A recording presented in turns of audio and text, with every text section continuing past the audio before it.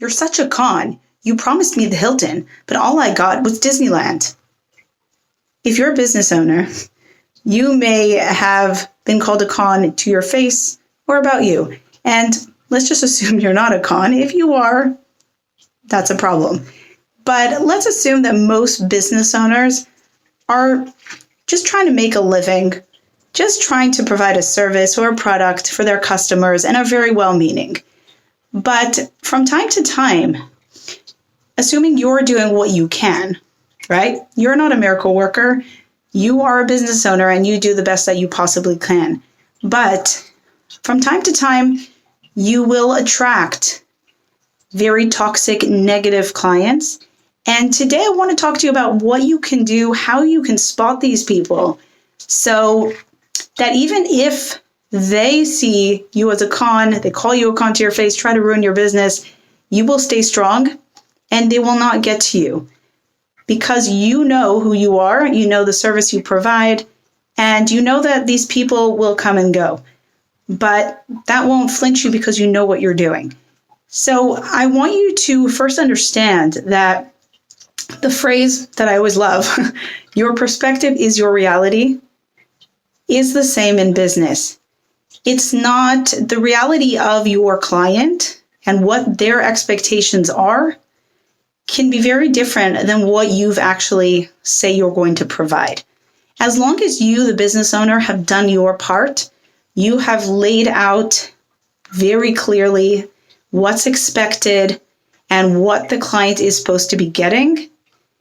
You're not responsible for their high expectations and saying, but I needed the Hilton. If you promised them Disneyland and you followed through with Disneyland, they can expect the Hilton and they can complain about you because they wanted the Hilton. They wanted their reality to become your reality. And that's number one.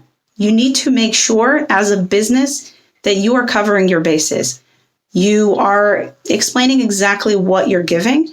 And let's be honest, we do our best. As an event planner, I pride myself on honesty, integrity, giving what I say I'm going to be giving. But we've had experiences where we've worked with suppliers who have not provided us with what we expected. And what ended up happening, we were at our event having to take the heat for that.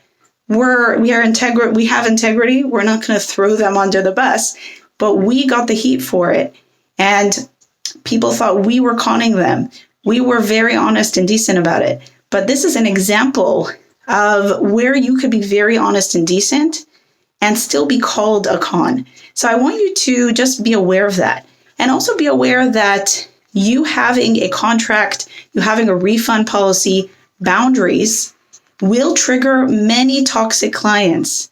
And guess what? It'll also push away many toxic clients.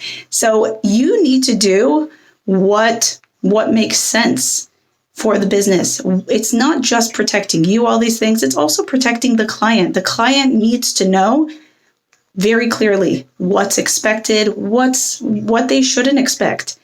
And I want to bring this up because I see time and time again, like I said, as an event planner, you've provided what you're bringing and you're being honest about it.